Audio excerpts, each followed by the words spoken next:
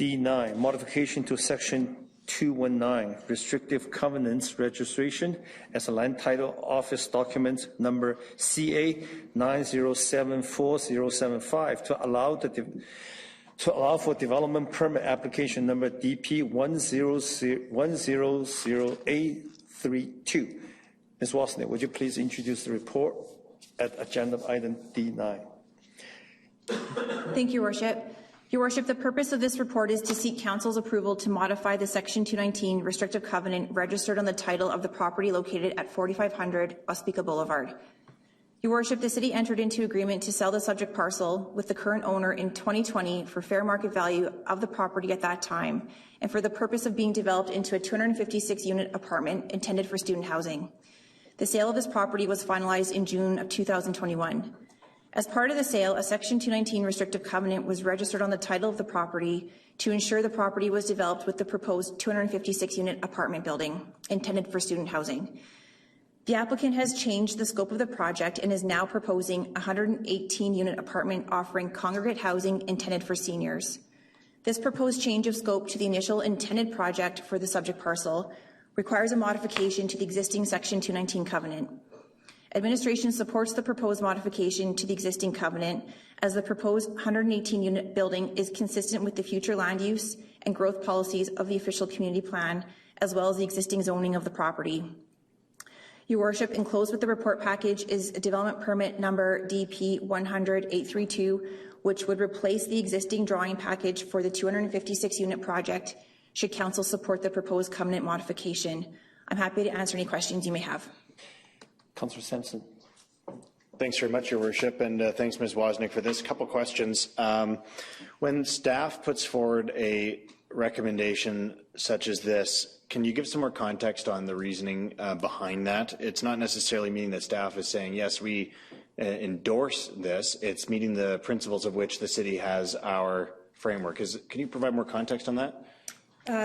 Sure, Your Worship, through to Councillor Sampson. So the approval or the recommendation of approval for this would be with consideration of the land use being proposed. So the zoning of the property, the existing 256-unit being permitted under the covenant and affiliated development permit and variances. So with this new proposed building, that would have been reviewed in accordance with zoning, OCP direction, as well as the development permit guidelines and our zoning, all of which have been met with the new proposal. So in an effort of fairness, staff have to treat applications under certain categories with the same lens as they would any other proposed on this. And I want to be clear because there's been a lot of criticism on this, and I appreciate staff doing their job and doing this fairly and bringing this forward.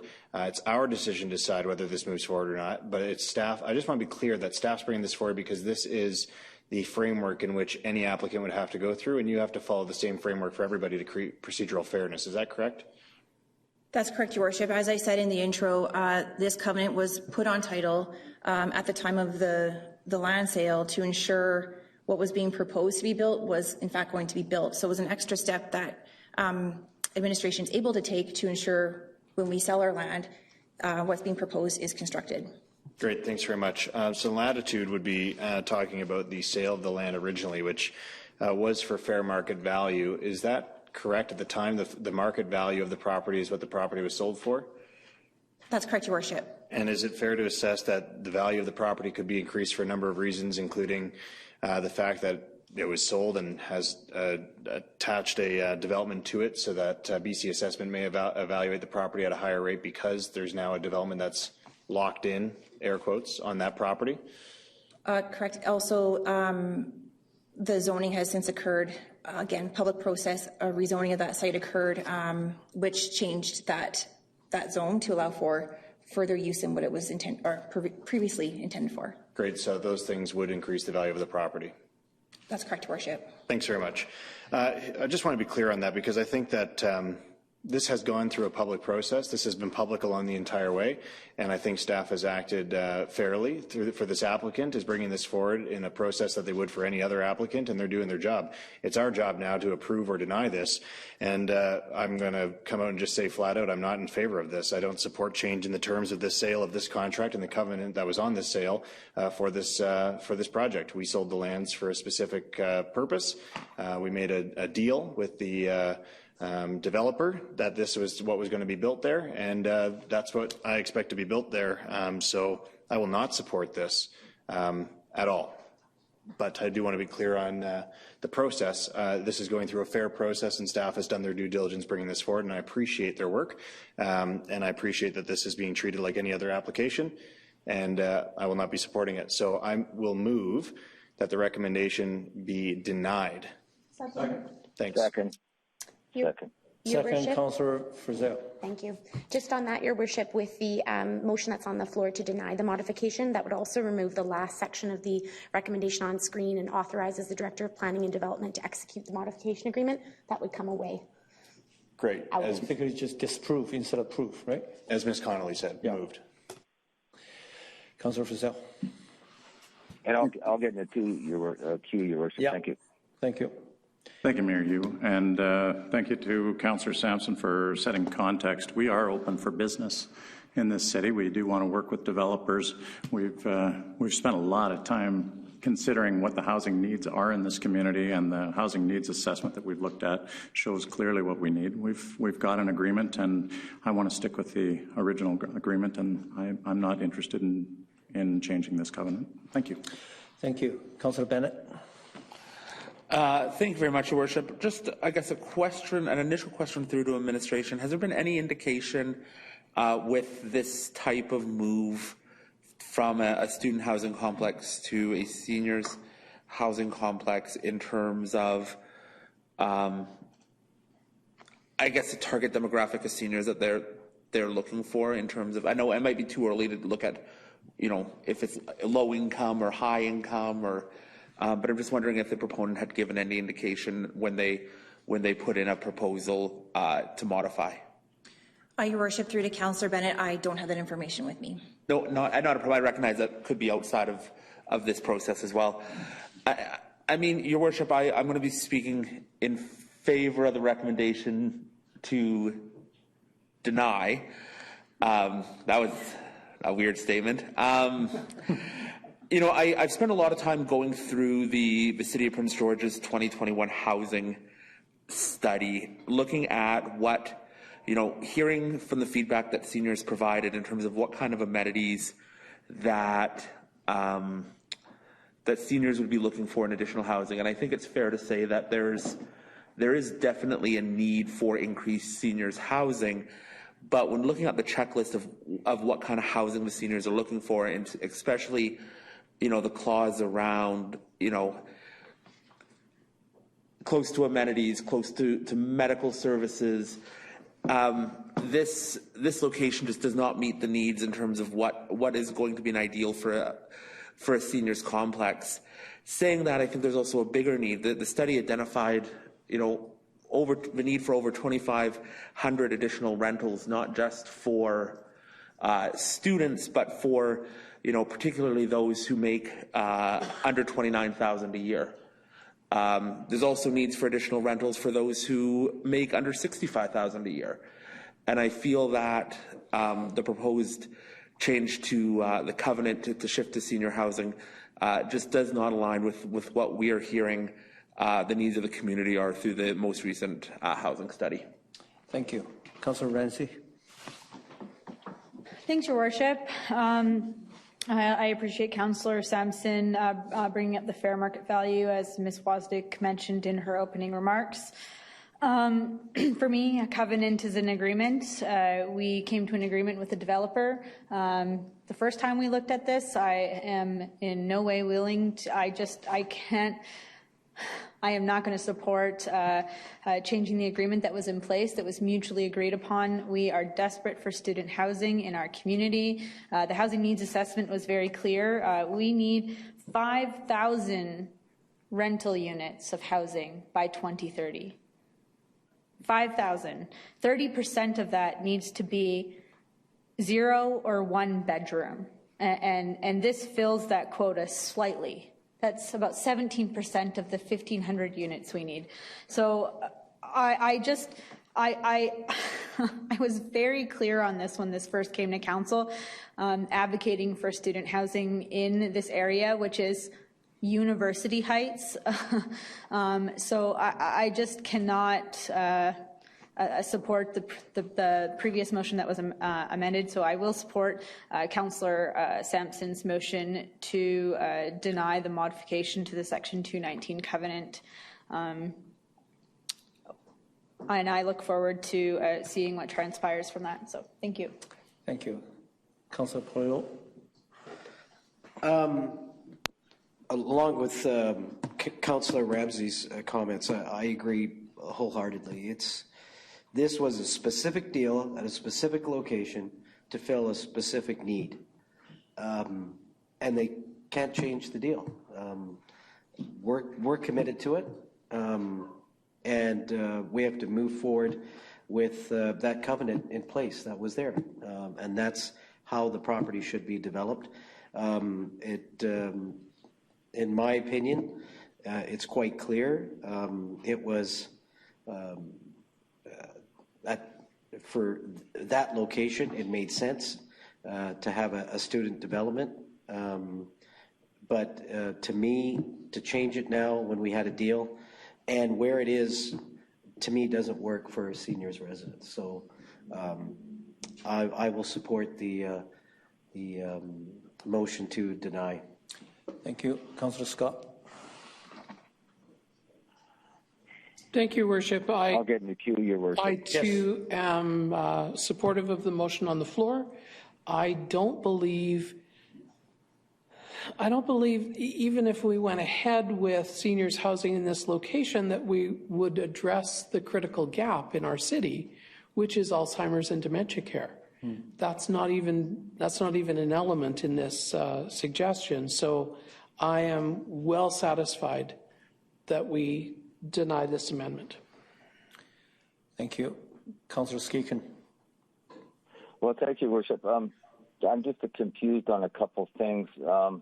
What was the original covenant that was agreed upon with the developer? And I think the first time I might have seen that was in a Prince George Citizen story. So just, I don't think it's in the report, but what was the original agreement? What were they supposed to do within those couple years to live up to the agreement? Like, I don't know the details. Your Worship, through to Councillor Skaken, the covenant stipulated a 256-unit apartment style building intended for student housing. It also indicated, I don't have it in front of me, I'm sorry, that commencement of framing occurred prior to, I think, consideration of any amendment to occur. So the original, my understanding is the original covenant is attached to the package this evening.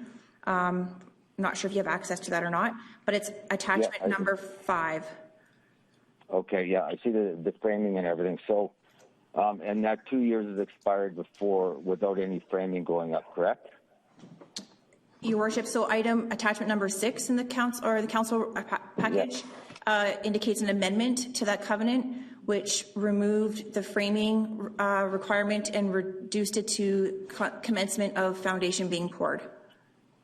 Right, and that was done some time ago, is that correct? That's correct, Your Worship. Okay, so and if this was to go through, what would force the developer to actually build seniors housing? Your Worship, sorry, the question's about the proposed modification? Yeah, like what? How? Obviously, you know, they promised everybody in the community they were going to build student housing. So if this passed tonight and we allowed the student or the seniors housing, what would force them to live up to that commitment? So same arrangement as the existing student or 256 unit apartment building being attached as the covenant. So the proposed 118 unit would replace the 256 unit in terms of the attachment to the covenant, and they'd be held to the same items of that covenant as it stands today. It's just the drawing package and the reference to the type of build that would change. Okay, thank you. And just to build on Councillor Sampson's comment, is that correct if someone says they're going to build something and the zoning there, the value goes up? Because my thoughts were always that if it's rezoned, the property value goes up whether or not they say publicly they're going to build something. Your Worship, through to Councillor Skaken, that would be my understanding is it's based on, it's at rezoning and that what uses are permitted under the proposed or approved zoning that would determine perhaps that value of the property. Okay, thank you. And I most definitely won't support this. We had a deal going forward. We had a public hearing. We were told originally there was going to be 4 stories. It was changed to 5 stories. Seniors housing in that area is just absolutely, there's no way it's going to fly. There's the access, the egress to the site. You know, I really think that we have an obligation to live up to our end of the deal. And I definitely won't support this. And this is about standing up for what I believe is right. And what is right is, you know, having the developers live up to what they originally intended to and sticking to it. So I definitely will support the motion. And next steps to administration, I guess we'll have to see what happens with the developer. I'm not sure of the details, so thank you. Thank you. Councillor Scott. Thank you for letting me back in, Your Worship. I was remiss in not acknowledging the many people who telephoned and emailed us regarding this project. Thank you. Thank you. Councillor Fazell. Thank you, Mayor. I just wanted to say for those folks who are following this online that there's just a slight website glitch in the agenda on the website that's outward facing. It says it's a 188 unit apartment, but on the internal documents it is actually only 118. So there's just a slight error on the external facing one. Thank you. Thank you. Councillor Sampson. Thanks very much, Your Worship, for letting me back in. A couple things. One, I want to agree with Councillor Frizzell's comments, and I was remiss in not mentioning that we are open for business and we are prepared to make deals with developers who are looking to invest in our community that is right for our community, and that includes selling property at fair value and seeing the priorities of our community come to fruition. That's exactly what this was, and that's why I'm not going to be supporting this change, as this does not align with that. I want to expand on a few other things. The Section 219 covenant, actually I'll backtrack even more. Councillor Skaken mentioned that I said that the property values would go up just because they said they would build. I want to clarify my comments. We applied a covenant on the property upon the sale and upon rezoning that said that they would build by a certain date and that they would build a certain amount of units for a certain purpose. And so can I be clear that that it's not because anybody said they're going to build, it's because we applied a covenant that says they will build by X date with X amount of units of X style and design even at the time. And so can I get clarification from administration that once permits go in, which there was permits pulled for this property, development permits, that would trigger to BC Housing an inflation of the assessed value of the property. Is that correct? That's correct, Your Worships. Through to Councillor Sampson, when building permits are applied for through the city, that information is shared with BC Assessment, and then they would go from there with their valuation of properties. Did I say BC Housing? No, I was being careful, sorry. Assessment.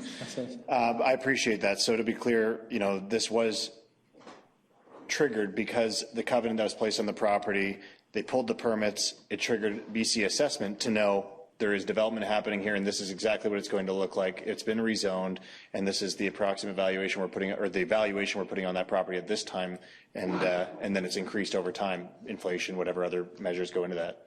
Correct. Thanks very much.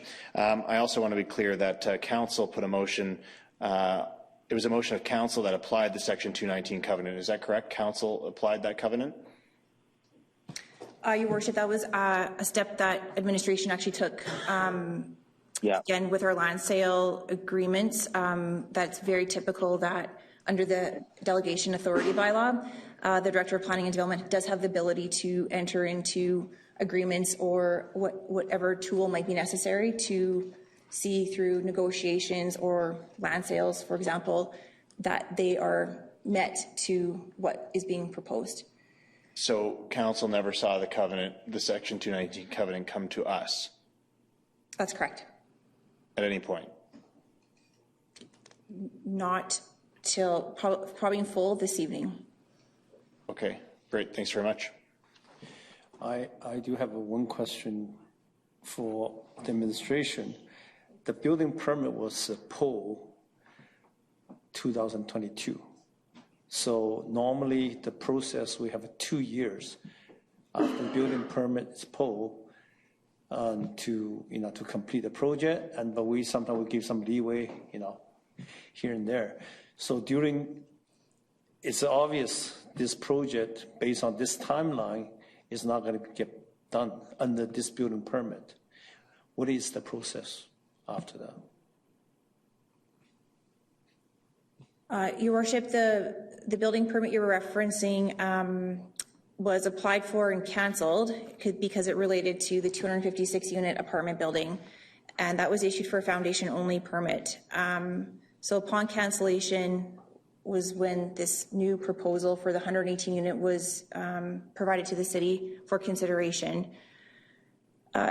In terms of the dates of which this has to be built by, 2023 is the year which the covenant stipulates. So having the need of an extension of that of some sort would have to be further explored with administration and the owner. Thank you. So because the original covenant covers 2-year period to get this project done, and since the initiation of the canceling the BP is initiated from the developer, not us. So therefore, we are not in the violation of the covenant, but the developer perhaps have some question regarding in the area, right? Am I correct? I have one further question, Your Worship. Sorry. Okay. Am I correct? Because they initiated the cancellation of the building permit. That's correct, Your Worship, because they've had a change of scope that they'd like to achieve on the site in terms of a project. So the 256-unit building permit, foundation-only permit, doesn't align with the permit needed for the 118-unit, so they canceled it. I understand, because the original covenants cover 2 years. So if we agree to their change, basically we be broken the covenants ourselves. Okay, Councillor Sampson. Councillor Skaken was in. Okay, I wanted back in. Sorry, Your Worship. Yeah, go ahead. Oh, just a question on the now the Prince George Citizen story. I go back to that, and that's when I found out that there was it looks like some negotiation or a change in the covenant, and I'm not sure exactly what it did to this process, but just to administration, when we have a substantial land deal like this, and I know we have a delegation of authority bylaw, but what is is there an onus on administration to inform council that they've changed the covenant, which might have an effect on the scope of the project? I'm not sure if I could just get that. Your Worship, through to Councillor Skaken, technically that it's not necessary to do so, to come back to council. However, this is a perfect example of direction we would like to practice in terms of the scope of a project changing so significantly. As it's been noted earlier this evening, all the land use applications leading up until today were pointing to a 256-unit apartment intended for student housing. So when the project scope changes as drastically as this has to this proposed modification, administration deemed it appropriate to bring that back to council for consideration, not only council but the public, because of all the public processes that were in place for the rezoning, the variance permits, that they too, as the public, be notified as to the change of scope or proposed change of scope for this site. So that is something that I intend to practice in my role as director. So previous to my time in this seat, I can't comment, Councillor Skaken, I apologize. Okay, that's fair. So if this vote is voted to not allow the change, will administration be putting some information out on what the process is going ahead as far as the land and everything?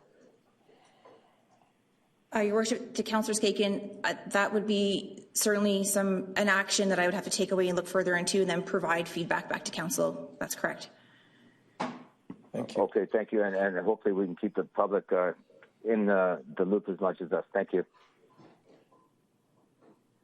Councillor Sampson, last. Thanks, Your Worship. We did hear about the Section 219 covenant on March 8th, 2021, moved by Sampson, second by Scott. The Council permits that consideration of the final reading of proposed bylaw number 9156-2020 and 9157-2020 be withheld until the following requirement has been met to the satisfaction of administration. A, registration of a Section 219 no-build covenant on the title subject property. So I just wanted to point that out, that we did get that back. It wasn't all encompassing every detail, but it did come to Council, and the opportunity to ask questions on it was available. Thanks.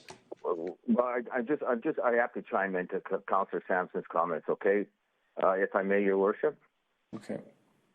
Yeah. The point is, we could have had what the actual conditions were of the covenant and what the effect of not living up to those conditions were, and not all that information is there. Sure, we could provide direction to administration, but that doesn't mean we have all the information. And all I'm saying is administration could have come back to us at some point, which Ms. Wozniak said she will in the future, with those important details. Thank you.